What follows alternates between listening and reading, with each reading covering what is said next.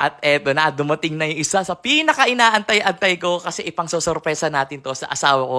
Kasi first time lang namin magkakaroon ng ganito kalaking TV na 75 inches. At eto yung magiging sorpresa natin sa kanya. Tignan nyo. Ito na guys. Busy nila na tayo dito. Laki yun.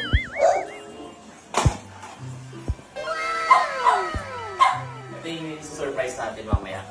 Kasi nandun sa taas. Sabi ko, huwag maingay boss ha. Huwag kayo maingay ha. Kabit natin dito. Para pag nanood na siya, parang nasa sinihan na siya. Yan, binabalatan na.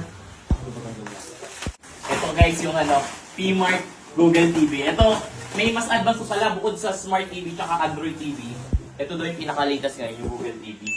Tapos may Netflix mo, may YouTube na, may Prime, naroon ng Disney Channel din. Game boss. So mga gusto mong pagawa, Sardan. Boss. Tara. At eto yung isa sa pinakamasaya, yung mag-unboxing tayo. At syempre, hindi natin papatagalin. Kakabit na agad natin para naman pasorpresa na siya pagbaba niya dito. So eto na, let's go! So guys, ayan na. Nakakabit na, ang laki oh! Hindi siya pinababay, hindi ko siya mababay, pero gising na yun. Kakabit natin. Ay, pababa na. Ay. Tignan mo muna kung mapapansin niya agad. Tingnan mo. Ano ba yun? Ha? Ano ko? Ha? Bakit nakalat dito?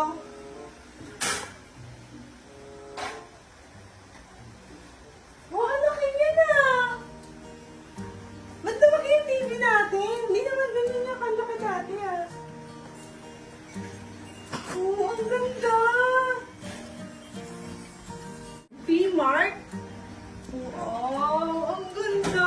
Tsaka mas makaba lang siya oh. Ito na, nakaset up na. Hindi mo na kailangan magpipindot. Ang gagawin na lang, watch YouTube.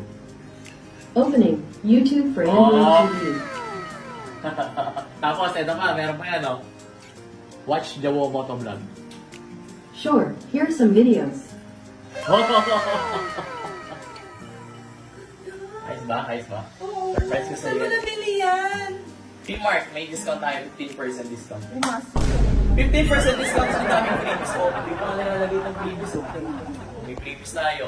Tapos may rice cooker pa tayo kasama dito. Ayan oh. So guys, tuloy pa rin tayo sa pamimigay ng TV. Meron tayong 32 inch na papamigay ang P-Mark. So mag-like, comment, share ng video natin. So good luck sa mananalo ng TV na to. Okay, so again, from Joe Motovlog, thank you for watching. Peace out.